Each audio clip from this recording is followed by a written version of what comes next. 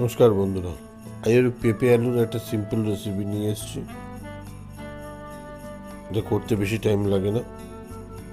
প্রথমে পেঁপে আলুগুলো একটু কেটে নেব। এবার একটা বোলের ভেতরে 1 চামচ জিরা, 1 চামচ ধনে গুঁড়ো, 1 চামচ হলুদ গুঁড়ো, 1 চামচ আদা বাটা দিয়ে পেস্টটা করে রাখবো।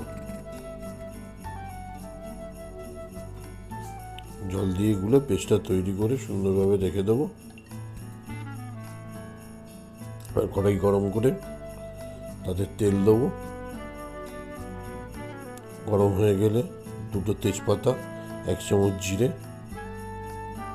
দিয়ে পেঁপে আলু যেটা কেটে রেখেছিলাম সেটাকে ভালো করে নাড়িয়ে চাড়িয়ে নেবো। নিয়ে 1 চামচ লবণ দিয়ে দেবো। একটা টমেটো কুচি করে তার ভিতরে দিয়ে দেবো। 4-5টা কাঁচা লঙ্কা চিড়ে দিয়ে দেবো। বেশ কিছুক্ষণ একটু নাড়িয়ে চাড়িয়ে একটু কষিয়ে নিতে হবে।